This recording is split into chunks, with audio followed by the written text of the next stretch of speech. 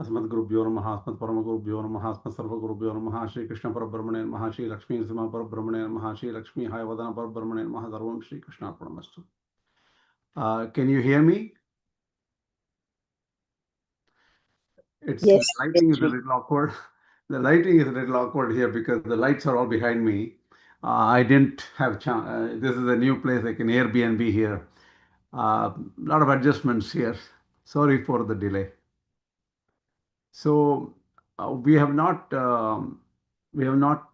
had a class for quite a long time. So what I'm going to do is this class will be more like a connectivity, summarizing about 4 or 5 classes we've had. I need to give you a little bit. Can you hear me well? Yes, we can hear you. Okay. See, what has happened is before starting Īśāvāsya Upaniṣad, I gave Sampatangar's approach to Kena Upaniṣad. So we covered some portion of his idea of Kena Upaniṣad for the first few mantras actually. And then later on we decided that he himself suggested that Īśāvāsya Upaniṣad is very important. So we went through quite a number of classes on Īśāvāsya Upaniṣad. To be honest with you, we might have gone about like 23, 24 classes on Īśāvāsya Upaniṣad. So we have some kind of a understanding of his view of Īśāvāsya Upaniṣad. Now we are coming back to where we left off in Kena Upaniṣad, continuing with the ideas given by Sampatangar. But unless we summarize what he said till now, if I suddenly introduce Sampatangar's views, it becomes a little bit difficult for me, at least, particularly because I had this visit from India to US and getting adjusted here and things like that. I have forgotten many things. I don't know about you. I have forgotten many concepts. Concepts sometimes we don't forget, but the thing is, how does it fit? What is the unique view of Sampatangar? What did he bring to the table, kind of a thing? Before he explained the first, say, 7, 8 mantras, first 6 or 7 mantras of the Kena Upanishad, right? During that time. We haven't had a good idea of that. So what I'm going to do is, I will summarize the last several classes today. I was wondering about this approach the whole of last week. Initially, I thought that I will disconnect completely and directly go where he stopped at Kena Upanishad and continue with his view of Kena Upanishad. What happens is, even to me, it was very difficult to do that. I tried doing it. I tried even creating PowerPoints for that and went ahead but because it becomes, the subject matter becomes very complicated after a particular point. Initially, it is somewhat understandable. Why are we doing this? We need to clearly understand the basis of Rāmānujācārya's way of thinking, Vedantishka's way of thinking, the Viśiṣṭādvaitic view of thinking. We need to establish very differently from the ideas of Shankaracharya, who has practically taken over the Upanishadic world. In fact, if you ask particularly in the US, I talked to many people recently. If you ask them casually, I'm taking Vedanta classes. Yesterday, I talked to one of our students here, Sudarshanji from Canada. He was saying, I'm taking full-time classes. That means rigorous classes from Swami Omkarananda, right? The question here is, wherever they say Vedanta, it will be dominated by only Advaitic thought, wherever you go. Okay. Recently, I got a email YouTube. How many people have seen this YouTube? The sevenfold arguments of Rāmānujācārya, Sapta-vidha-anupapatti, by Sarvapriyananda. Did anybody go through it? Maybe we listed it in our group, Prasthanatraya group. Did we? No, but I heard it, yeah. You saw it? I listened to I've seen it, Sarvapriyananda, yes. but I don't know whether I heard this one. This one seems to be a recent one. This is about the sevenfold logic of Rāmānujācārya established in Sri Bhashya, and Advaitic answer to it, in the sense of how he takes it. Even at the very beginning, I only listened to a few minutes. Even at the beginning, it's very clear. What he says is Rāmānujācārya powerfully argues, almost shaking the roots of Advaita. Then he says that Advaita cannot be shaken. And so all the sevenfold logic is not so deep reasoning at all. So he says that. And do you know how many hundreds of thousands of views he gets? Several hundred thousands of views on the video. And if I go ask, I want to ask you something. Some of you are very knowledgeable and some of you know all this thing. How would a Viśiṣṭādvaitin, or forget about Viśiṣṭādvaitin, how about any person who wants to understand multi perspective, that is information from different perspectives, how would they analyze this problem of sevenfold logic? Sapta-vidha-anupapatti, which is given in Sri Bhashya. How would you, today, Sri Bhashya was written long time back. And today, a lot of other material have popped up on the same topic, pros and cons, argument from this side, argument from that side. So if you really look at the Sapta-vidha-anupapatti, for example, I will just take Upadesha Anupapatti. That is, Krishna could have not taught Arjuna if Advaita were true. This is the idea there, right? That is Upadesha Anupapatti. How would you go analyze this issue? Can anybody think? Can anybody suggest?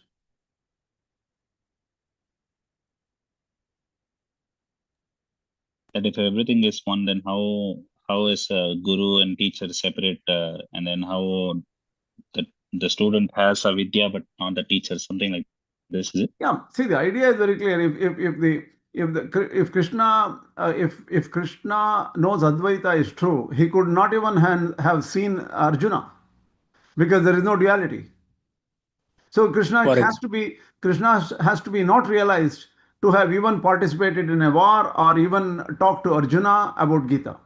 So that is the inability of explanation of teaching in Advaita. If somebody is realized, he cannot teach, because there is nobody else other than himself. Yeah, for a Gnani, everything is Brahman, so he cannot teach. Correct. That's what, exactly. So the thing is, we are just talking about one of this. Sapta-vidha-anupapatti, there is only one. Upadesha Anupapatti is only one. There are so many other things, Maya, Nirguna issue, and all those things. They're all logic, right? There are logical points. See, why am I saying this? But Mike, I have a question. When they say everything is one, they're not talking about everything being one in like form. They're talking about one in essence only, right? Yeah. See, don't worry about the details here. Okay, I'm just bringing this as an introduction to how we are dealing with here, right? Don't worry. That is a complicated question, and it takes long time. So just to tell you how one I would approach this to understand any of this Upadesha Anupapatti, any of this logic, the logic, what do you call that? String of email, the string of information, like pros and cons and everything like that. I would do is to look at Rāmānujācārya's views as stated in the Sri Bhashya, then take up Shatadushani as reinforced by Vedanta Deshika.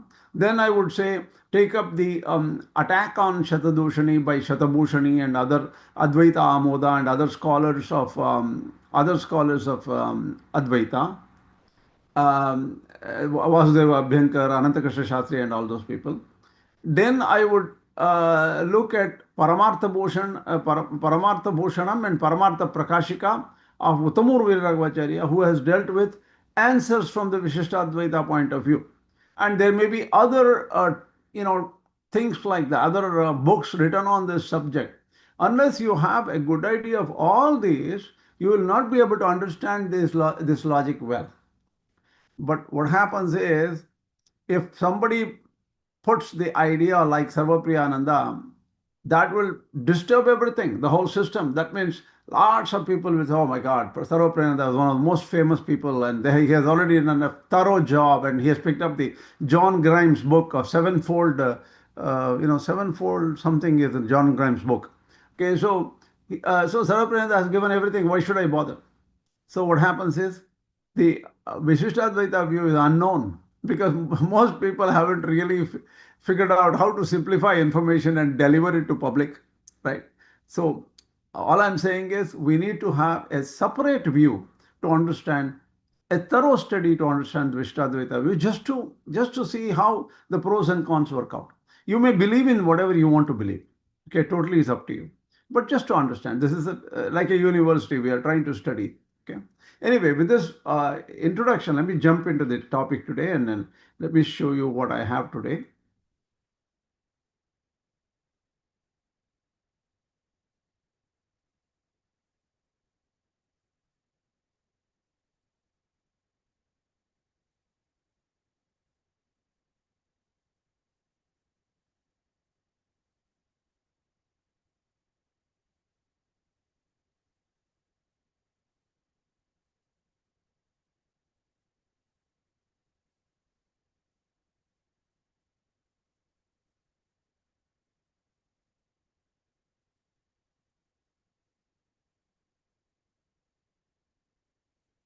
I hope you can see my slides. Kena Upaniṣad lectures 57.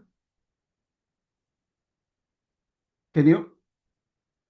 Yes, I am seeing it. Perfect. That's all. If one sees, other people can see too. Okay. So what I'm going to do is from lecture 25 onwards, I'm going to summarize till about lecture 32, that is 25 to 32 lecture. That is lecture number 25 all the way up to lecture number 31. Because that is where these are the lectures which summarized Sampatanga's view on Kena Upaniṣad before he went into detail and before he started insisting that somebody has to study this Īśāvāsya Upaniṣad properly. So we'll get back. So that will be the topic of the entire class today. If I had not done this, we would be even more confused because we cannot directly, it doesn't fit in, the context does not fit in when Sampatanga brings some different ideas from verse number 8 or 9 or something like that of Kena Upaniṣad. Now let me dive into this right away. So we already talked about this. He adds some special angles to with yoga view and Namayava's views. So that is why it makes sense to study it, right? And eventually, what is the whole purpose of this? In fact, I'm going to meet somebody today. He is a Viśiṣṭādvaita, and I think he professes today that he is no longer believes in Viśiṣṭādvaita. He has become a student of Paramarthananda, and he only believes in Advaita. Okay, and I'm going to meet him today. See, the idea there is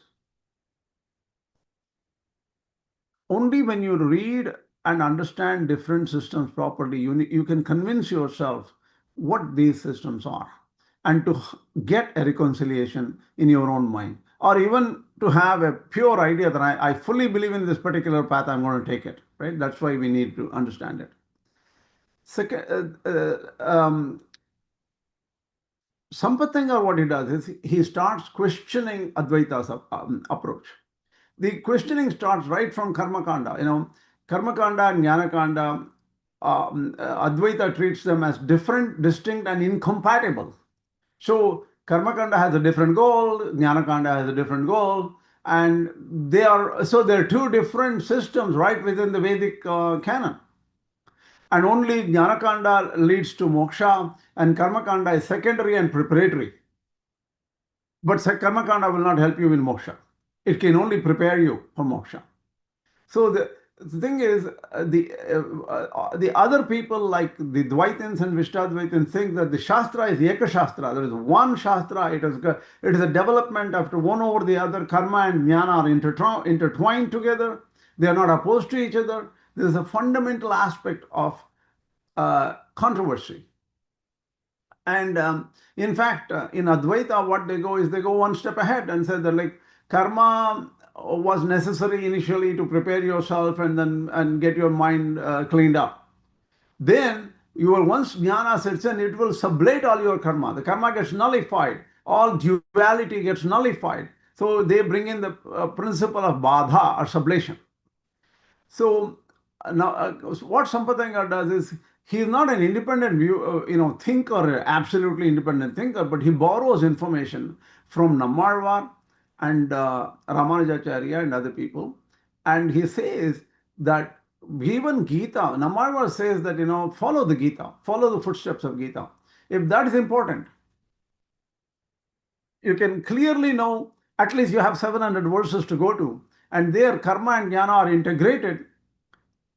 Even though I would say Shankaracharya would argue exactly against it and say karma and jnana are not integrated. But the words of Bhagavad Gītā strongly indicate that karma and jnana are integrated and they work together. They are not opposed to each other. Okay, that can be seen only when you read Bhagavad Gītā Bhashya very carefully.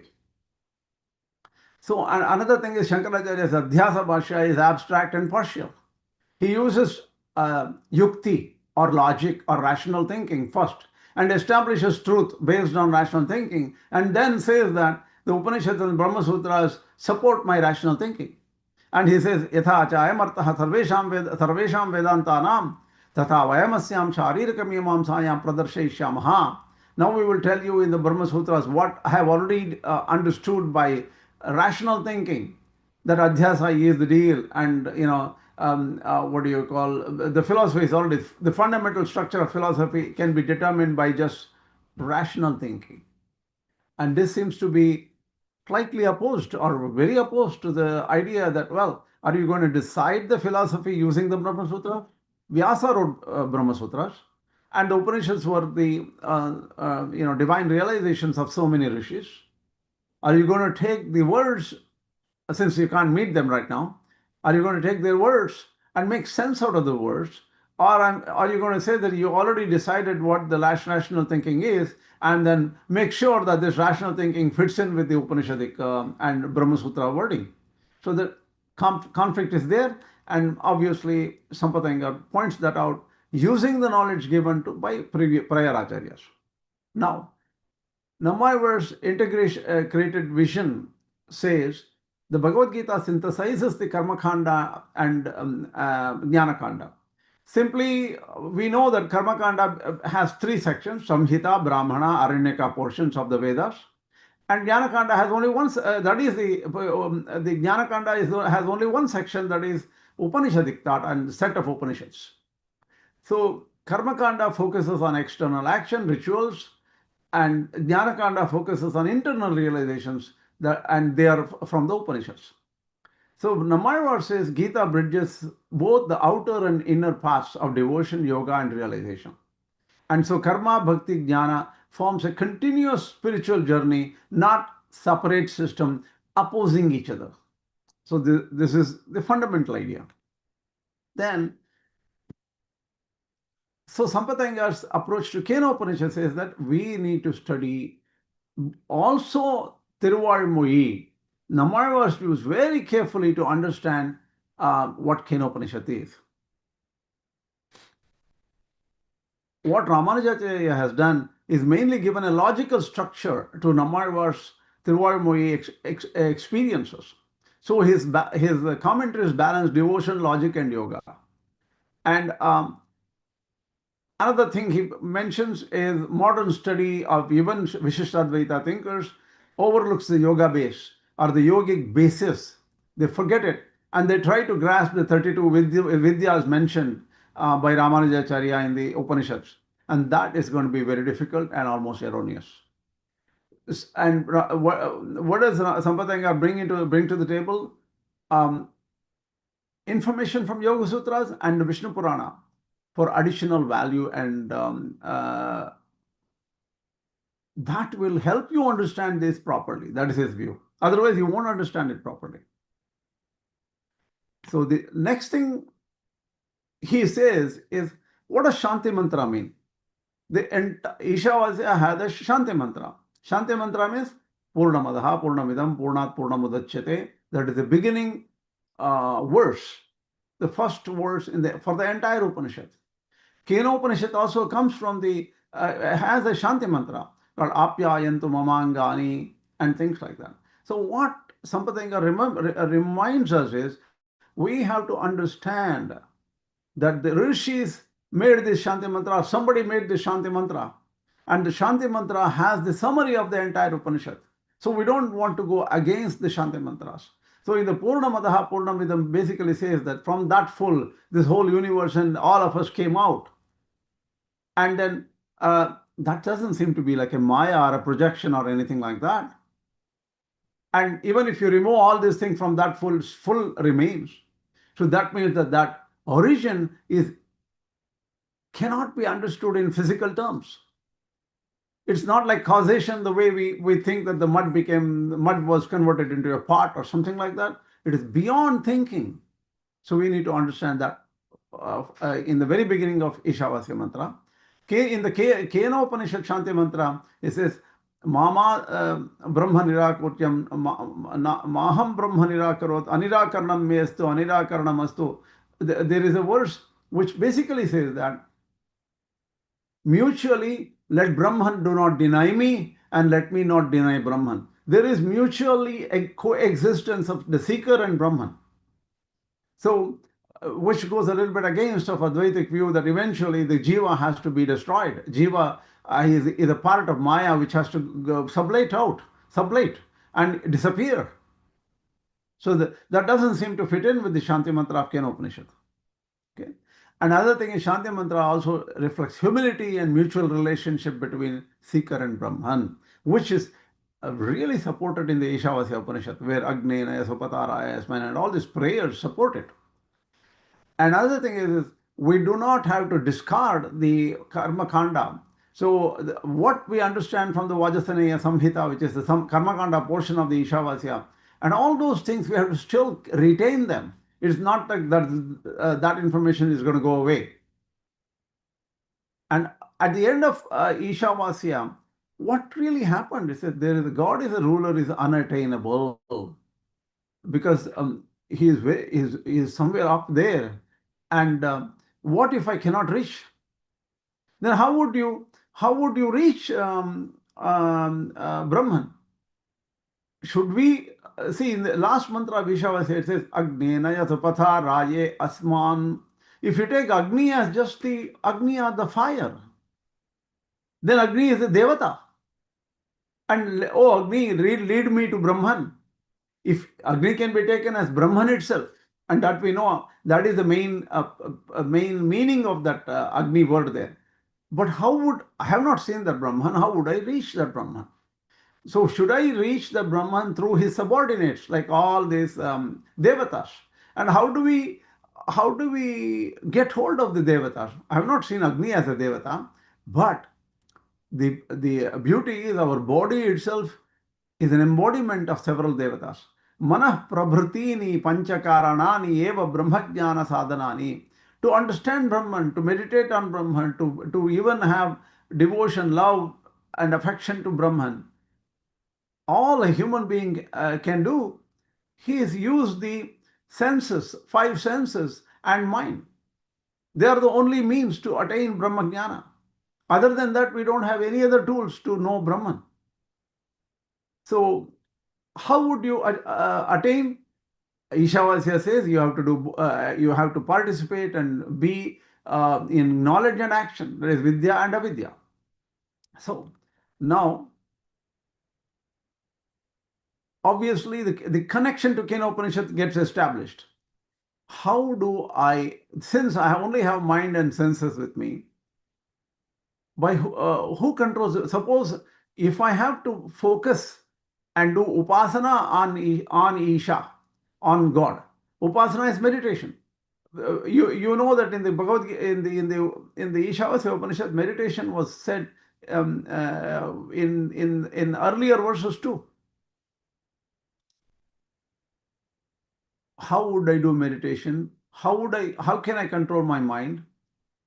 So to understand, if I have to find a subordinate deity I have to find out which devata or deity is controlling the mind, because I don't seem to be controlling my mind. So by whom is this mind directed? Who controls mind, prana, speech, sight, hearing? These are the questions which pop up right in the beginning of Kena Upaniṣad. And prana is very important. Prana is the vital airs. And only what do you call? We have this wonderful verse in the Chāndogya Upaniṣad, which we'll mention again. It says that like how a bird is tied by a rope, by a string, how much ever the bird tries to go all over the place, it has to, when it gets tired, it has to rest on the source of the thread, source of the rope. Similarly, mind is tied by prana, tied to prana. If you control prana, your mind gets controlled. So that became evident through Chāndogya Upaniṣad, right? So that guides us through, well, how do I get to Brahman? I need meditation. For that, you need to go through the eightfold yoga, niyama, asana, pranayama, pratyahara, dharana, dhyana, samadhi. So, and now comes to the idea that, we need to have some idea of what self is. Self is an intelligent energy. It's distinct from matter. Those are some fundamentals we need to understand. One more thing is, in the Kena Upaniṣad, in the very beginning, it gets established that true control and knowledge arise only through union with divine energy, Ātman, Brahman. That is Brahm, Atma, these words are same actually. So we need some divine assistance. Our meditation alone will not give us, because meditation has to be supported by divine grace. Otherwise, meditation, we ourselves cannot extricate us from this mess. So that is, he connects Isha and Kena Upanishads in this way in the beginning, and he connects the Yoga Shastras and the Viṣnu Purāṇa. So yogic discipline is very important for Upanishads. This is very well explained even in the Kathopanishad. In the Kathopanishad, the chariot analogy basically that's what it is, right? The chariot analogy, what do you call, the horses tied to the chariot and all the strings, they have an analogy there. That will come to it later.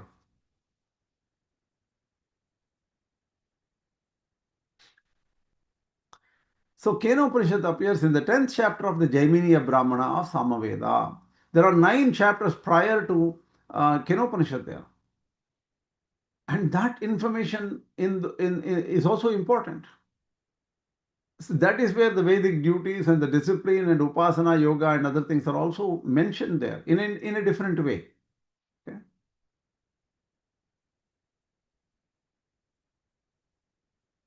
From Īśāvāsya, what we learned is God is all pervading. That means even though in Kena Upaniṣad, the more focus is on the senses, who controls our senses and things like that. But we need to connect to the idea that God is all pervading, because we need divine assistance everywhere.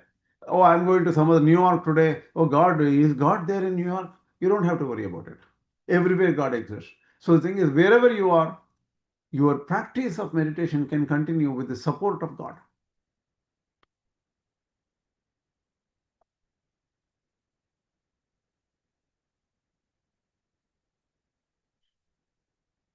Here, the very inquiry in the beginning, who directs prana, speech, and eyes and ears, right?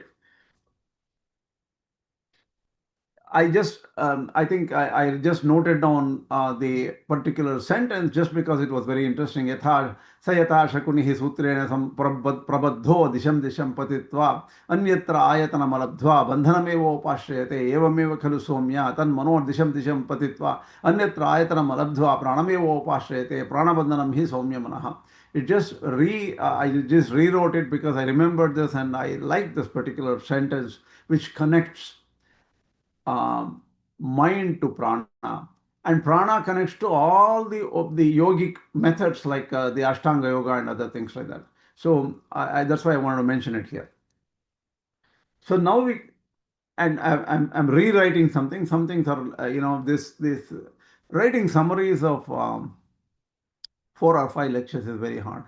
That too, for a person like me who has truly volatile memory, where people say a computer, when you shut off the computer, all the memory, the temporary memory goes away. When you turn on the computer again, there is no memory of all the temporary processes. So for human beings, it may, when they go to sleep, they may forget some portions, and then when they wake up, they may not remember everything. For me, whether I sleep or not, every few minutes I forget everything. So if we need to control prana, that starts affecting everything in your life. Why? Prana has 5 parts. That is prana, apana, vyana, udana, samana.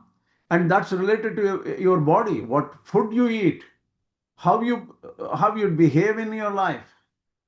And because there are so many airs, the samana is assimilative energy, udana is upward spiritual force, vyana is pervading balance, apana is downward expulsion, prana is primary life force. We have to master all these things if somebody has to do yoga. Otherwise, mind will not focus properly. See, we have limited lifetime. In this lifetime, we have to balance all these things. Why we cannot run away from our body, and our body has all these things inbuilt in it. So, coming to, many people think, oh, he wants to do yoga. That means self-effort. If it is self-effort, he will, he will never succeed. But yoga means tapping the divine energy is a part of yoga. And a yogi has to know that Ātman is self-aware. It's a distinct kind of consciousness, but it is tied to life. And breathing is the connection to body. And now the student wants to know, in the Kena Upaniṣad, in the very beginning, which deity harmonizes the mind and senses. How will I control them? To help, should I use the help of some deities? And why eyes and ears are mentioned right there in very early? Nama Rupa. Nama is ears grasp words. Nama. Rupa, eyes grasp vision. These are fundamental for us to know everything around us. All our knowledge comes through this. And what we don't know, what we cannot see, is this Iśvara, explained in the Īśāvāsya, who is actually the indwelling presence. He has presence everywhere. He permeates. He makes everything work. And he is omniscient. So we need to know that he is everywhere. He controls everything, and he is within us. And initially, this will be a belief because you have not seen Iśvara yet through realization. So you have to believe in a teacher who has realized all these things and take it and go further. That is why some aspects of it you cannot directly know. It is beyond our intellect. And teacher's authority and divine grace are essential for that. So that will be clear in the very early portions of Kena Upaniṣad, which we already covered.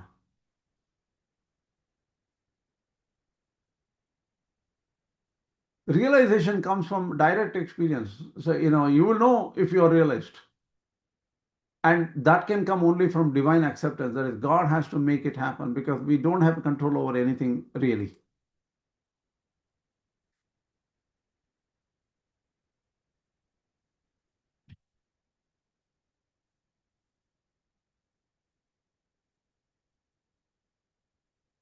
This is just a repetition of what we have talked about earlier, so there's no need to go through it. So one important thing here is divine energy cannot be obtained through non-divine means. That means what it says is divine energy is spiritual, that is Paramatma. And Non-divine means through actions, through whatever thoughts and other things what we do, we cannot get to him because he's beyond thoughts, beyond mind, beyond senses. This is where the problem is. But divine energy is the reliable refuge of everyone, even though that divine energy is not visible to us. So the nature of Iśvara is beyond human comprehension. Spiritual practices like upasana, jnana, if done without the help of that Iśvara, it does not go anywhere. It is useless. So even upasana is useless. Jnana becomes useless because you need the help of divine.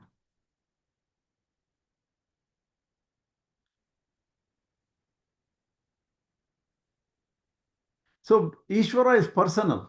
Why do you say Iśvara is personal? Means when you get the blessing, you will know it. When something strange happens and you get some benefit which you didn't expect, it's not because of you. It happened because of Iśvara. Obviously, an atheist would say that is nature, that is life, that is chance, or whatever you can explain.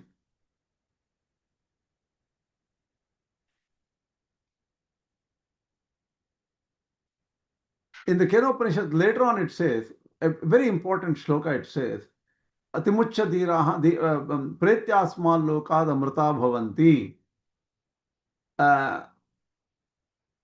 What it says is one has to, that is where Brahman is mentioned there. The word Brahman comes in 2.2. Pretya asmal lokad amrita bhavanti. That means those who understand Brahman as the ultimate source behind all sensory and mental faculties become immortal after final death. Pretya means final death, means we have so many lives and deaths. Final death, when we transcend everything, transcending the phenomenal world of experience. This we need to understand. What does it mean, right?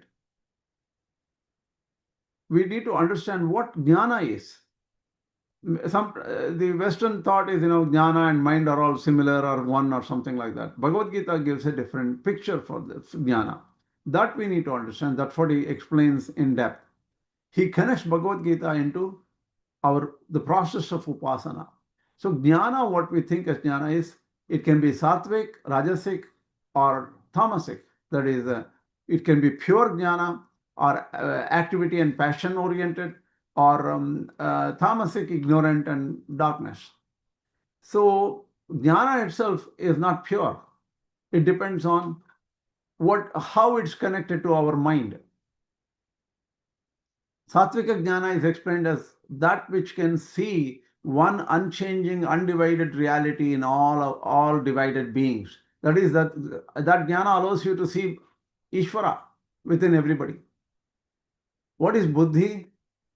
When knowledge or jnana works through our mind, it becomes buddhi. Buddhi is what works through. I have a video here.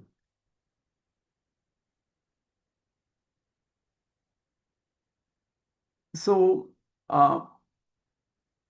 buddhi relates to your jnana when it is when it's tainted by mind. That's where the buddhi is. So buddhi can be pure, but if you have a sattvika mind, then buddhi will be similar to jnana. Here mind, you mean antakarana, correct? Antakarana means Atmanas. inner organ, right? Antakarana can refer to a couple of things beyond antakarana, inner organs. That refers to mind and the senses also. Yeah, but here when you say that jnana, when filtered through mind, becomes buddhi. Buddhi and mind, how do you define mind here? See, mind is the one which has different connotations.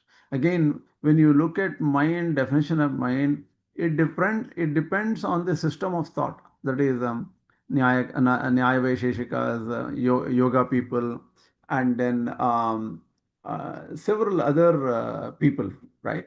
They define mind in different ways.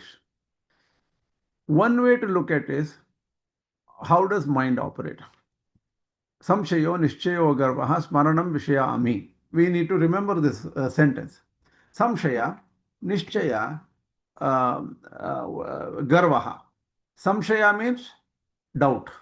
Nishchaya means determination. Garvaha means pride. Smaranam means remembrance, remembrance of things, remembrance of different things. Smaranam Vishaya Ami. So these things are the nature of the mind. So mind can be expressed in different ways. Minds help you in all these activities. So mind is also a serializer of information. In fact, if you look at suppose your eyes move from one portion to the other portion, right? Your eyes move from here to there. Actually, a million, millions of images can be. Hold on a second. Millions of images are there. Actually, if you look at computer vision, is a very beautiful subject. They talk about this. If I just look at it, there are millions of pixels of images on this in this particular view. When I turn my head and go, in between every second, every microsecond, there's millions and millions of images. But thing is, not everything gets registered in your brain, even in computer vision. So, because otherwise your computer memory will go to dots. It'll blow up with so much of memory requirement. So it only picks up some information. So what does his mind do? Mind takes inputs from the eyes, filters it, and only gives something to your consciousness to work with, your jivatma to work with. Jivatma is the knowledge that is the knower, right? The truly the jivatma is the knower. Do you get some points? Do you get this? Yeah, you're not defining it very specifically here. All I was trying to ask is, like, in Advaita, they specifically define the 4 parts of Antakarana as to what each of the functions are. Like they say, Sankalpa, Vikalpa, Atmika, Manas. Antakarana vritti as Manas. So I'm just asking, when you say here that Jnana becomes Buddhi when filtered through mind, what is it that you mean? That's all I'm asking. See, we are not opposed to that Sankalpa Vikalpa. So there's a lot of commonality between Advaita and us also. So Right. so this is not, so is this that mind which is Sankalpa Vikalpa, or the entire Antakarana, which is which includes Buddhi, Ahankara and Chitta as well, the memory as well? No. Sankalpa Vikalpa, mainly it is mind.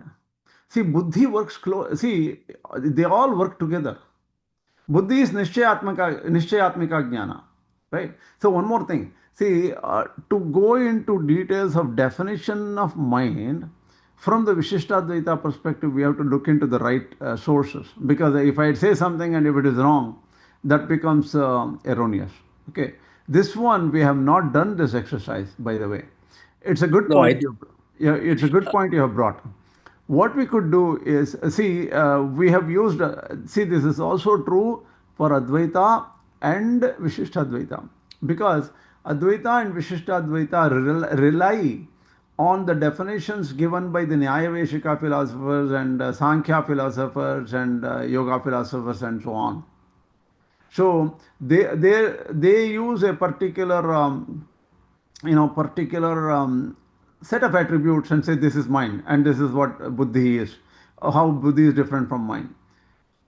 That becomes a big a separate study, and we have to determine that separately. So Advaita is specific and Viśiṣṭādvaita is not specific is a wrong notion. No, that's not what I'm saying. All I'm saying is, when for intellect you use the word Buddhi, which is a Sanskrita word, right? For Yes. mind, you don't use any such Sanskrita word. You just say mind, which is an English word, right? What does it refer to? Is the Manas, question here. why manas is a Sanskrita word? Manaha. I'll just probably message you after the class for this. Okay. All right. One comment I want to make here on this particular topic, because in Viśiṣṭādvaita, Jivatma is the Karta. Jivatma and Buddhi, as you told, are closely tied. Yes. Whereas in Advaita, it's different. A buddhi comes into mind itself in Advaita. Yes. Because Here it buddhi is not, see, there is no jiva, first of all, in Advaita. There is no specific jiva. And all the vritti jnana, what they call it as vritti jnana, relates to mind itself. Vritti jnana means all aspects of what you call thoughts coming into your mind. They're all vritti jnana. And this vritti jnana refers to mind itself. Then Advaita has a fundamental problem there, right? Because mind is material for both Viśiṣṭādvaita and Advaita. If mind is material, subtle matter, then how can a subtle matter know anything? How can jnana occur to mind? Right? It is impossible because they say it is like a rock knowing something. Mind is like a rock. So for they that, say mind is not the knower. It's the bimba, the pratibimba of Paramatma in the mind, which they called as a Chidabhasa. That's the knower, right? It's not the mind. See, that is why I'm saying. The thing is, mind itself is not the knower. The Chidabhasa, so the jiva is a reflection there, right? Correct. Yeah. Jiva is reflection. If jiva is reflection, that's not a real thing at all. That will go away. It's virtual. Yeah, eventually, like in the absolute sense, yes. Yeah. The funny thing is, see, becomes a very big question here, because if you look at Tattvamukta Kalapa and many other texts, even Shatadushani, Tattvamukta Kalapa and others, they question the fundamental assumptions of and principles of Advaita here. Because Brahman is not an over. Okay?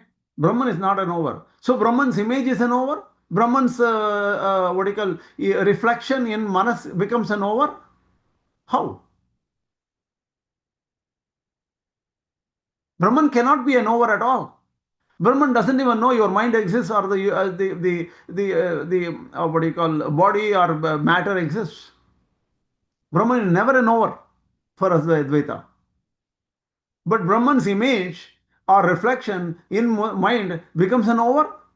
This chit chayapatti. There is a concept called chit chayapatti, right? And this becomes a complex question. It becomes a huge logical, rational, argumentative. This way, that way, they will come up with some other idea. These people come. So these are all developments based on Upanishadic thinking, but they are not directly in the Upanishads. We'll come to that later. Okay, so that's a very separate subject altogether. Coming back here, Sampathanga tries to connect. So we need to keep in mind what is Sattvika Jnana, what is Buddhi. Buddhi, what do you call Buddhi? When Jnana is connected with the mind, that's when the Buddhi comes. So pure Jnana becomes Buddhi when filtered through the mind. Similar to fire appearing on the fuel. That is the way Sampathanga explains it. Obviously, these are all just, in a way, vague explanations, okay?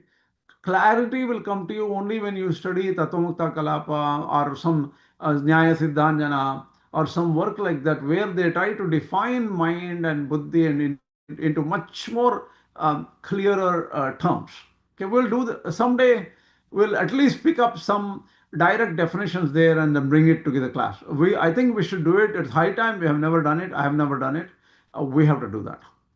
Next, in Bhagavad Gītā it says, Krishna is the source of all, unknown even to gods and the great sages. Name vidus suraganaha prabhavam na maharshaya aham ādirhi bhutanam This is the what Krishna says in the Vibhuti Adhyaya, 10th chapter. Sampataka brings that because we need to remember that. None of the devatas, whether it is Agni, Varuna, Indra, they themselves are not fully the knowers of everything. The source is from Krishna, source is from Iśvara. That we need to remember, and then he is just remembering and reminding us about it. Excuse me, our class for Alva Swami's class will begin now, I think. Oh, really? Then we have to get off. Unfortunately, we'll continue with this on next class because otherwise I will disturb their class totally. We need to shut this off right now. Okay? Namaskaram. Asmat Gurupyo Namaha, Asmat Parama Gurupyo Namaha, Asmat Sarva Gurupyo Namaha, Shri Krishna Parabrahmana Namaha, Shri Lakshmi Sva Parabrahmana Shri. Namaskaram. Namaskaram. Sorry. Leave.